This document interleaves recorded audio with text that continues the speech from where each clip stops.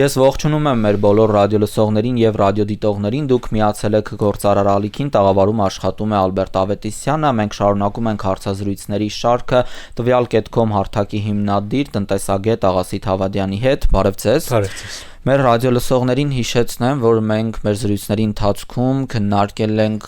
տնտեսության խոշոր երկու ճյուղերից, դա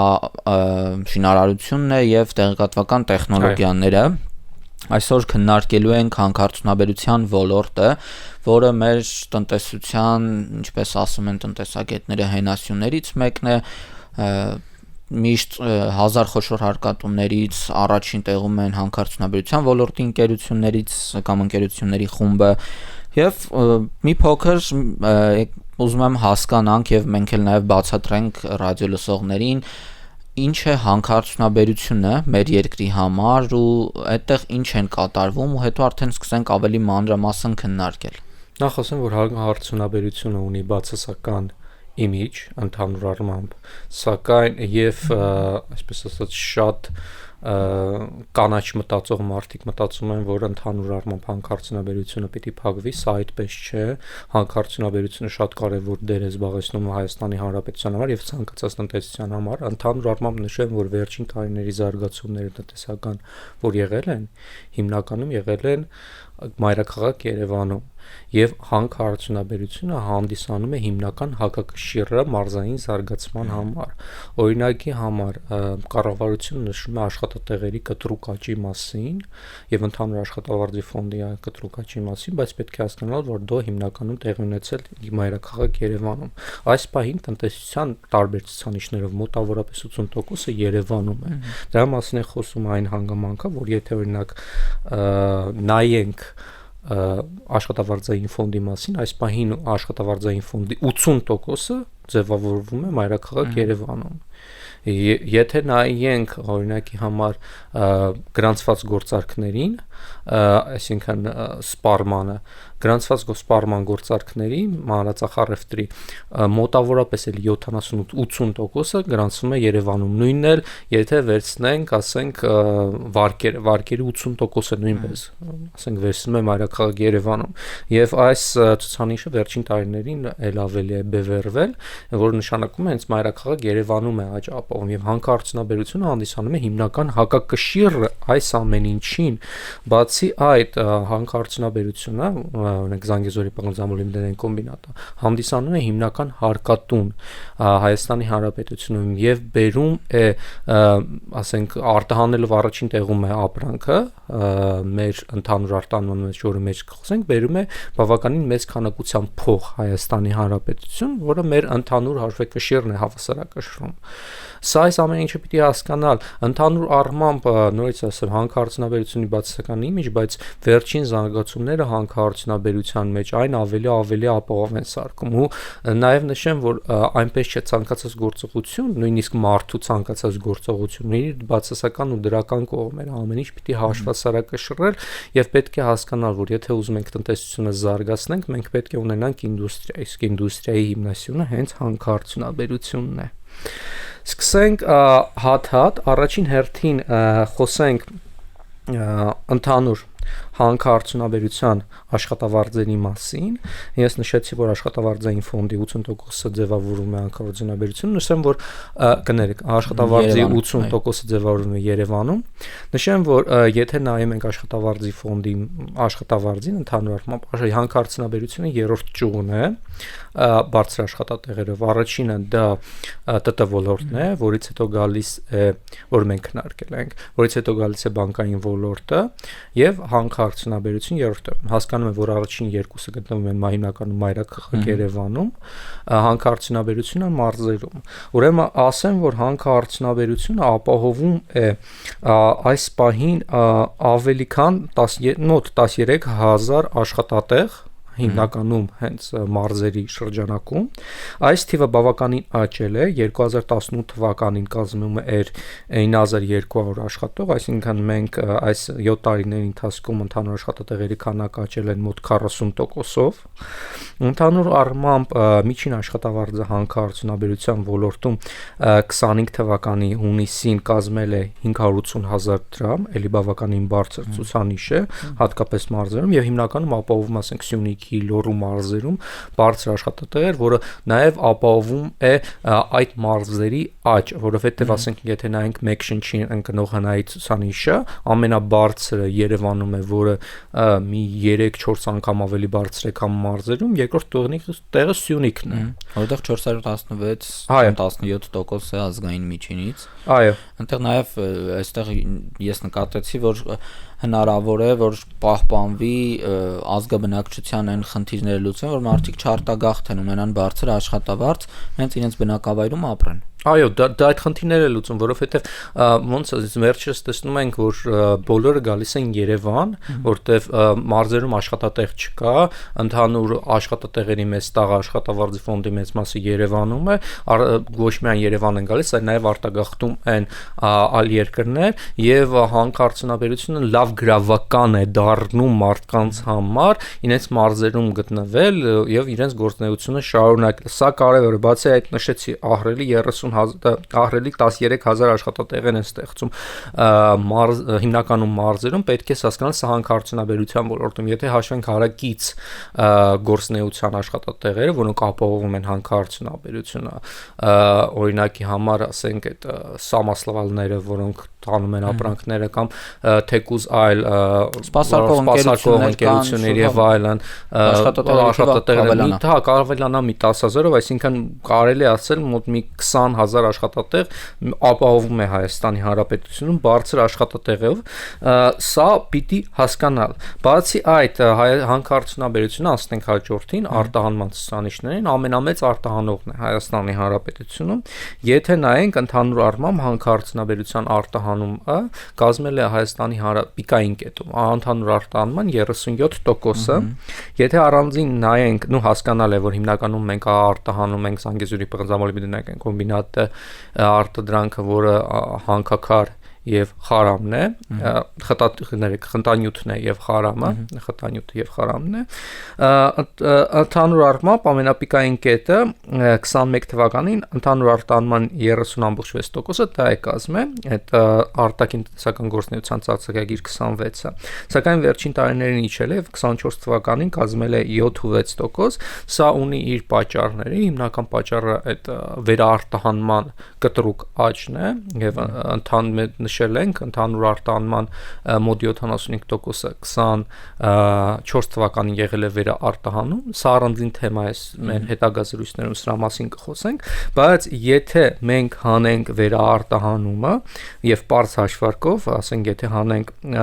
այս տվյալ ծածկագրերը մեր արտահանումից, օրինակի համար ոսկին, որ հիմնականում եղել է վերարտահանում, հետո 84-ից 87 ծածկագիրը հեռախոսներ, կենցաղային տեխնիկա, մեքենաներ, տրանսպորտ, ապա կստանանք, որ մեր արտահանման 22.9, այսինքն 23%-ը արդեն 24 թվականին եղել է հանքաքարը,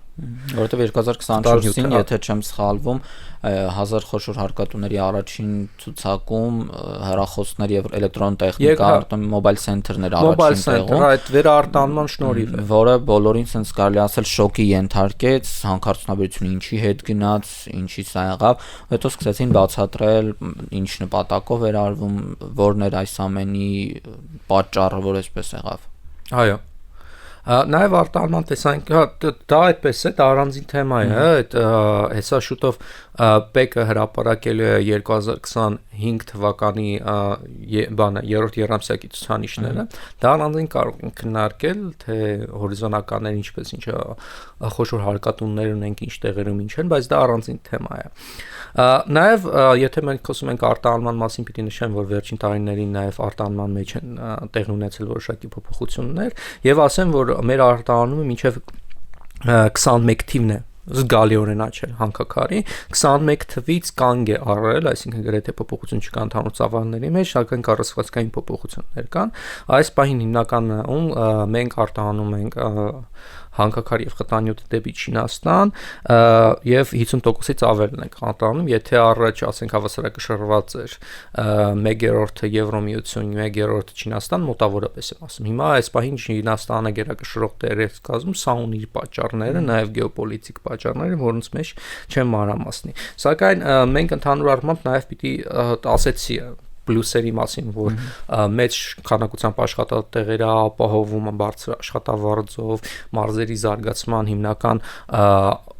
դրայվերն է եւ ընդհանուր մեր արտահանման հիմնական ճյուղն է, սակայն խնդիրների մասին պիտի խոսենք հանքարդյունաբերության մեջ։ Օրինակի համար, եթե նայենք ուղղակի ներդրումները հնայի մեջ, ապա 2021 թվականին հնայի 5.5%-ն էր ընդհանուր ներդրումները ուղղակի հենց հանքարդյունաբերություններ, 22 թվականին 4.2%, 23 թվականին 2.9%, 24 թվականին 2.6%, այսինքն տեսնում ենք, որ իջնում է։ Ընդհանուր առմամբ ճիշտ է, ցածր տոկոս է կազմում, բայց դրա կարևորության մասին մենք չպիտի մտածենք։ Հաջորդ թիվ ընդհանուր առմամբ 24 թվականին ճիշտ է ունեցել ենք 5.9% տնտեսական աճ, բայց հանքարդյունաբերությունը ներդրումը տնտեսական աճի մեջ բացասական է եղել։ Եթե 2023 թվականին ամսական միջինը հանքարդյունաբերությունը ապահովում էր 39 տրիլիոն դրամ, ապա 2024 թվականին արդեն մի քիչ ավելի քիչ է ապահովում եւ տարեկան փոփոխությունը արդեն կազմում է մոտավորապես -1% անկում է կատարել։ Սա կարևոր է հասկանալ եւ ընդհանուր առմամբ հանքարդյունաբերությունը ճիշտ է վերափոխման փուլում է այս պահին, բայց ունի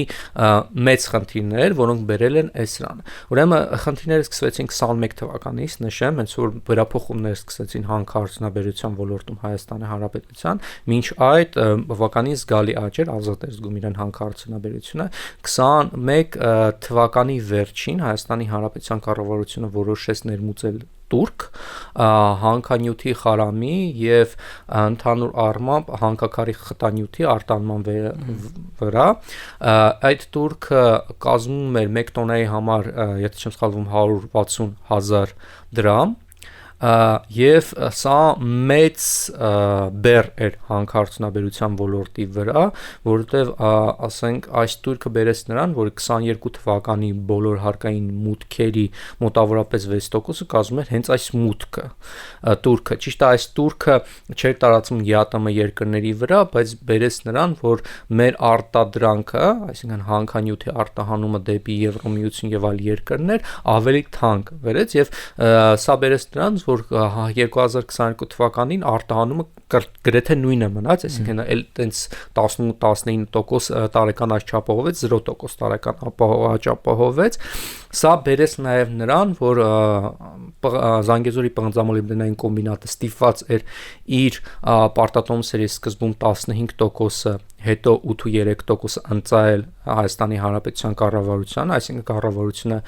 մոտ 23% բաժնետումասերի փայաբաժին ունի Զանգեզուրի պղնձամոլիբդենային կոմբինատում, նույնը Ամուլսարը ունի, նաև այս турքը հանվեց, նշեմ, 22 թվականի վերջին, հենց որ արդեն կառավարությունը պատկանում էր բաժնետոմսերի զգալի հատվածը Զանգեզուրի պղնձամոլիբդենային կոմբինատի,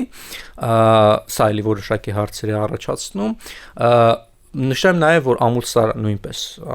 մեր կառավարությունը էլի բաժնետոմսերի մի մաս ունի։ Հաջորդ խնդիրը այն է, որ 2021 թվականից սկսած օրենսդրական փոփոխություններ տեղի ունեցան եւ խստացան բնապահպանական նորմերը, ինչ որը առաջացրեց նաեւ որոշակի անորոշություն հանքարդյունաբերության ոլորտում օրենսդրական տեսանկյունից եւ այս անորոշությունը պիտի լուծվի, որովհետեւ դժվարացնում է հանքարդյունաբերության զարգացմանը։ Նշեմ նաեւ, որ 22 թվականին ոսկու հանքը այդ 20 պատերազմից 20 թվականից հետո պատերազմից մենք սոտկի ոսկու հանքը մեծ մասը կորցրեցինք, որտեվ այն հատվածը, որը մշակվում էր մշակվում էր, ասենք Արցախի հանրապետության հատվածում, այսինքն հանքի հատվածը։ Հետո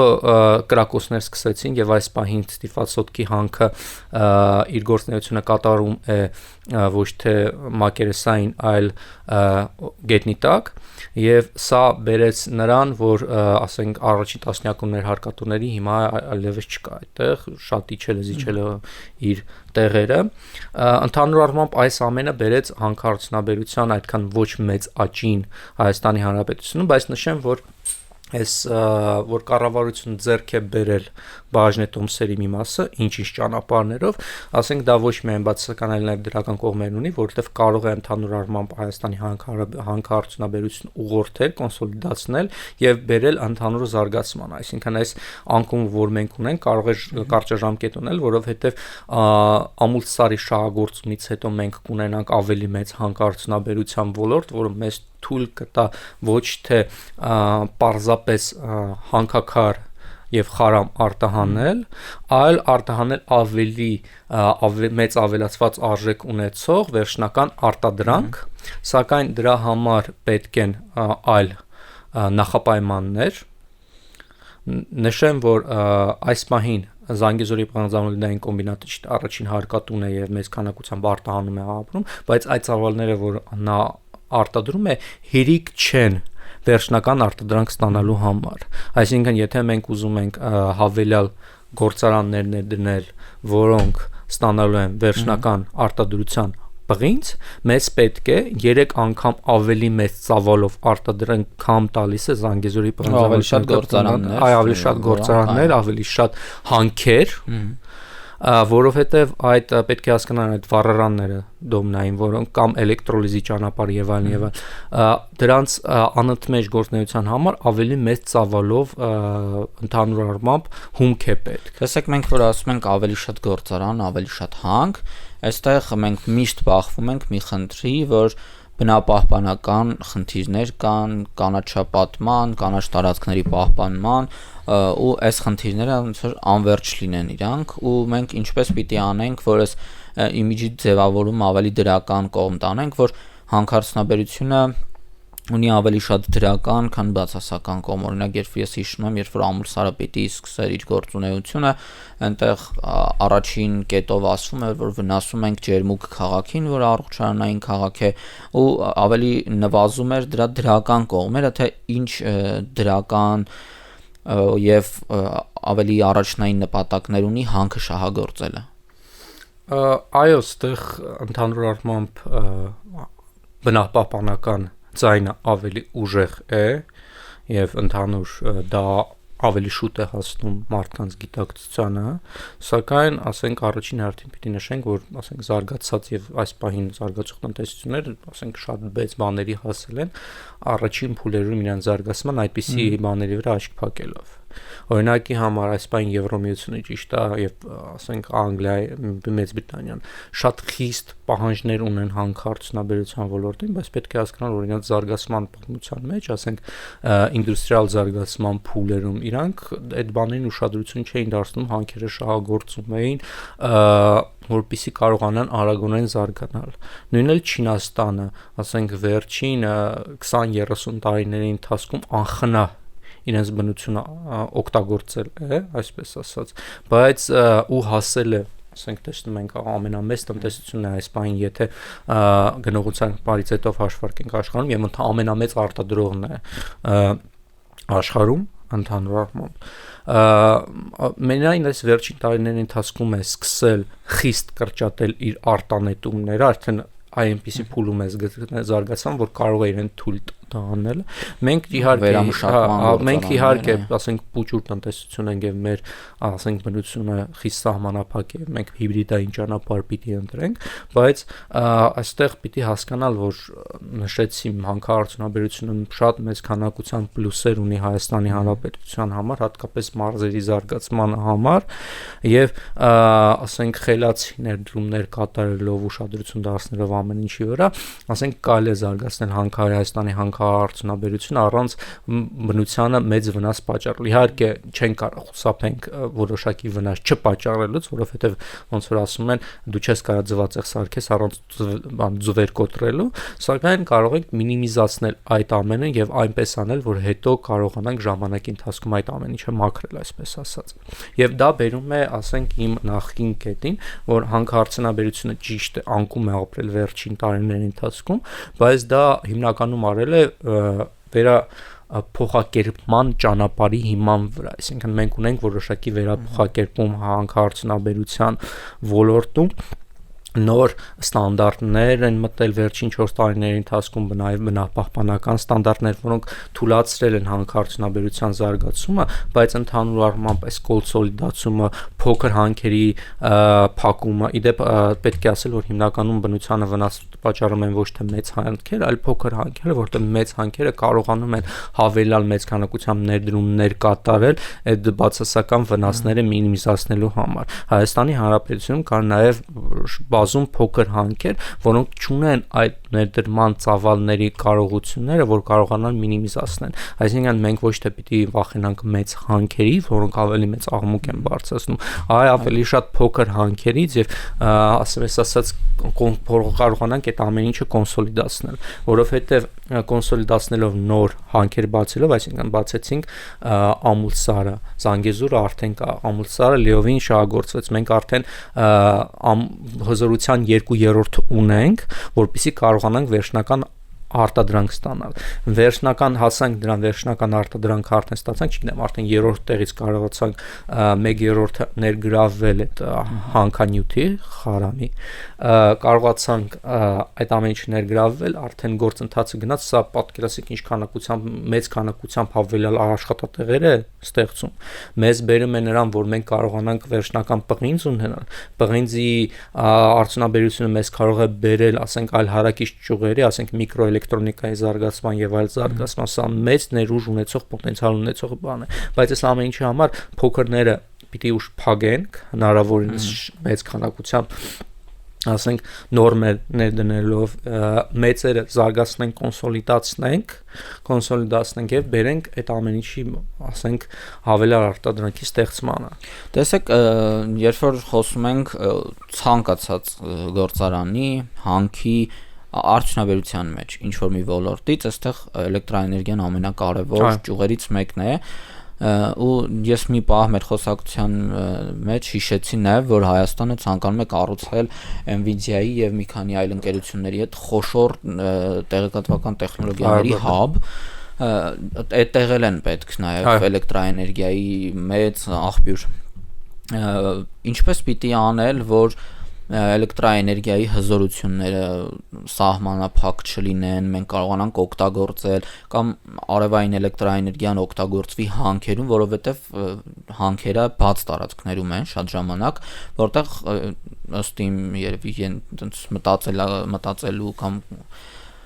փորձում եմ հասկանալ ինչ ձև կարելի է օգտագործել, օրինակ արևի էներգիան հանքը շահագործելու համար, որ հավելյալ բեռ չընկնի օրինակ էլեկտրական ցանցերի վրա,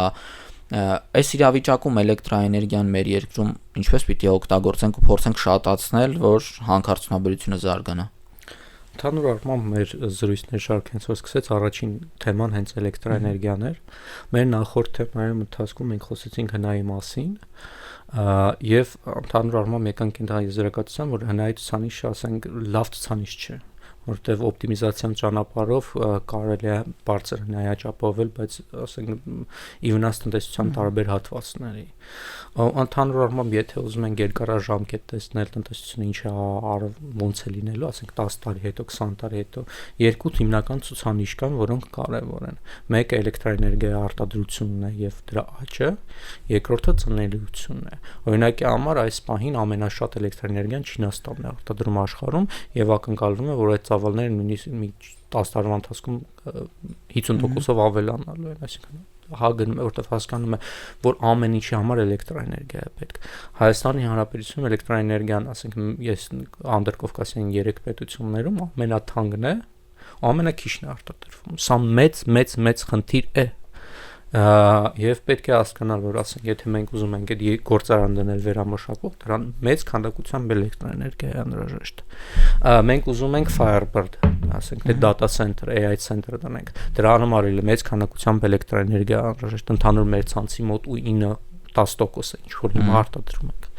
Էլեկտրական մեքենաներն են շատանում Հայաստանի Հանրապետությունում, քանի որ բենզինը թանկ է, դրա մասին խոսել ենք։ Էլի մեծ քանակությամբ էլեկտրոէներգիա է պետք։ Ջեռուցումն են արդեն մարդիկ էլեկտրոէներգիայով անում, քանի որ բավականին մեծ քանակությամբ շենքեր են կառուցել Երևանում, ներդրումը տեղ է եղել, գազ չունեն այդ շենքերը, էլեկտրականությամբ են հիմա բանանում։ Սա մեծ քանակությամբ ճնշում է գործադրում մեր ցանցի վրա եւ մենք առաջին հերթին մեր տնտեսության զարգացման համար պիտի մտածենք էլեկտրոէներգիայի անվտանգության մասին, ասենք ոչ թե մի հատ ատոմակայան կառուցենք, այլ մտածենք մի քանի ատոմակայան կառուցելու մասին։ Ինչ վերաբերվում է արևային էլեկտրակայաններին, դա առանձին խնդիր է։ Արևային էլեկտրակայանները շատ լավ են Հայաստանի Հանրապետության համար, բայց ունեն իրենց սահմանափակումները, որոնք թույլ չեն տալիս, որ մեր ընդհանուր էլեկտրական էլեկտրոէներգիայի գեներացիայի մեջ արևայինը լինի ավելի քան, ասենք, 17-18%, որովհետև հիմնականում արևային էլեկտրոէներգիան ցերեկվա ժամերին է էլեկտրոէներգիան արտադրում, իսկ գիշերվա ժամերին դա միտեղ պիտի պահան, որը մենք այդ հզորությունը չունենք, այսինքն մենք նաև պիտի մտածենք բատարեյկաների, այսինքն մարտկոցների մասին, որոնք ցերեկվա էլեկտրոէներգիան կպահեն եւ երեկոյան կտան, որպեսզի ցանցը խնդիր չունենա։ Ասենք դա որպես առաջնային քայլ, ճիշտ այլ բաներ կան, օրինակ հիդրոմարտկոցներ, այսպես ասած, եւ այլ բաներ, բայց սա կարևոր է ընդհանուր առմամբ Հայաստանի Հանրապետության համար ու նորից նշեմ, վերադառնանք հանքարդյունաբերությանը, նաև նշեմ, որ հանքարդյունաբերությունը մեծ քանակությամբ ներդրումներ է ապահովում Հայաստանի Հանրապետություն, շատ մեծ քանակությամբ ներդրումներ է ապահովում Հայաստանի Հանրապետությունում, ճիշտ է, պաշտոնական տվյալները տալիս են զուտ ներդրումների տվյալները միայն, որոնք կարևոր են մեր ընդհանուր ապրանք հաշվեկշռի ապահովման համար, հայոց տվյալներն են տալիս, ճիշտ է, տալիս են որ պետությունից ինչքան ներդրում կա, բայց զուտ է, որը իրանից ներկայացնում է ընդհանուր ներհոսքեր, հանած արտահոսքեր եւ այս ցուցանիշներով օրինակ 24 թվականին բացասական է եղել ներդրումները, այն տեսանկյունից, որ ավելի շատ արտահոսել է գումար, քան ներհոսել է։ Ընդհանուր առմամբ ասեմ, որ բոլոր ներդրումները, եթե նայենք այս վերջին 10 տարիների ընթացքում մոտ 17% եկել հանքարդյունաբերության ոլորտ, վերջին տարիներին նայենք, ապա հանքարդյունաբերության ոլորտում կատարվել է 160 միլիարդ դրամի զուտ ներդրում, որ նորից ասեմ ներհոսքեր հանած արտահոսքերն են, սակայն եթե նայենք ընդհանուր առմամբ ինչ ներդրումներ են բերել Հայաստանի հանքարդյունաբերությունը, ապա մոտ 160-ից 190 միլիարդ դրամ է միայն Զանգեզուրի պեղանձանվոլորտային կոմբինատը վերջին տարիներին բերել, եթե նայենք ոչ թե զուտ ներհոսքերը, այլ իրական ներհոսքերը, ապա Զանգեզուրը վերջին տարիների ընթացքում գեներացրել է մոտ 500 միլիոն ԱՄՆ դոլարի ներդրում, Ամուլսարը գեներացրել է մոտավորապես 400-460 միլիոն դոլարի ներդրում, որը բերել է նրան, որ Ամուլսարը շահագործի, այսինքն ընդհանուր առմամբ վերջին տարիներին այս ոլորտը գեներացրել է 400-ից 500 միլիարդ դրամի ներդրում։ Շնորհակալ եմ շատ։ Ես եմ շնորհակալ։ Իսկ ես հիշեցնեմ, որ դուք դիտում կամ լսում եք հարցազրույցների շարքը, տաղավարում աշխատեց Ալբերտ Ավետիսյանը, հիշեցնեմ, որ մենք խոսում էինք հանքարդյունաբերության ոլորտից, իմ հյուրն էր Տվյալ.com հարթակի հիմնադիր, տնտեսագետ Աղասիթ Ավադյանը, կհանդիպենք։